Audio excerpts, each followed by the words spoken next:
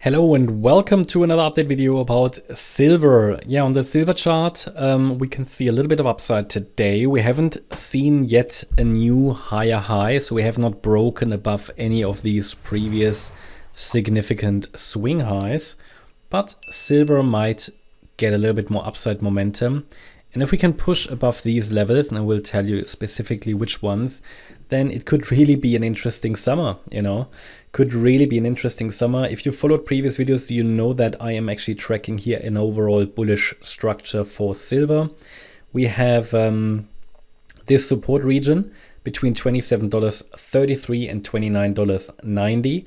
And the market has reacted to this support zone a few times, but we haven't yet seen a substantial breakout. And all of these previous rallies were three-wave corrective structures. You see it here, A, B, C. While I label this now as a potential five-wave move, so far it's only a three-wave move as well. It would need another 4-5 pattern, then we can get excited. Obviously, as I mentioned in previous videos, the correction is very much extended. It's a very protracted correction, and however, we basically landed in the middle of that support zone. We haven't broken below it. The overall bullish thesis remains valid, and the market tries to turn around. Everything good. We even broke above the trend line. That was an initial signal. Now it's only, I wouldn't say it's a best quality trend line because it's really only 2 touch points, but still it's broken. The next one is up here around, I would say, $31.30.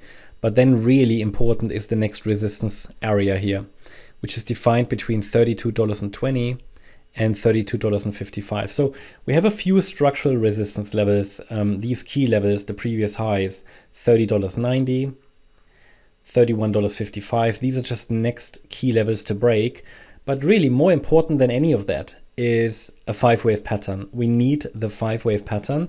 From an Elliott Wave point of view, we don't really have any, let's say, clear indication that we've bottomed here in wave 2 in this larger correction, which already started, when was that? In May, okay. No indication we've actually bottomed until we see a first 5-wave move up. I mean, okay, we have an indication. We've seen an initial 5-wave move up here. We talked about that in the last video, 3-wave pullback, and now we're breaking out. But still, I need that 5-wave move up for an objective structure, something that I can work with. And once I get this 5-wave move up, I can call that a wave 1. And then we can watch for the wave 2 pullback.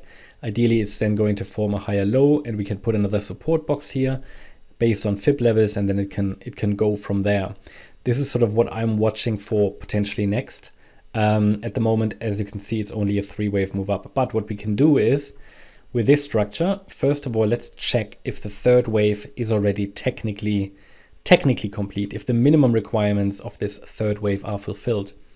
To do that, we take the length of the wave 1, we go to the low of the wave 2, and the 3rd wave should normally reach the 1.38 extension or higher. That was $30.48. Yep, reached.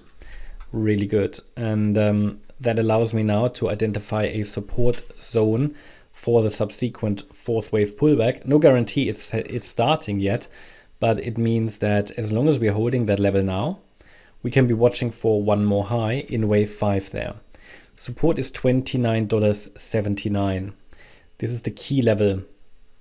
Any break below it will reduce the likelihood of bullish follow through.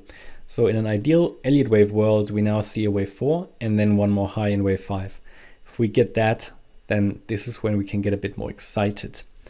Overall, once the 3rd wave is really running, we should see the price, and I have to shift it a little bit to the right, we should see the price get towards like $37 to $39 in circle wave 3. This would be, let's say, the main element of the 3rd wave. And as I said, if we can break out above this range in which we are currently here, the trend line, the resistance area, then it could really be a very hot summer.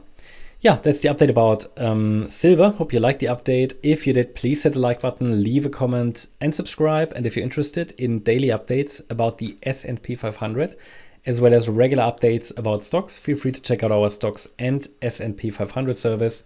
You'll find the link in the description. Thanks a lot for watching. Bye-bye.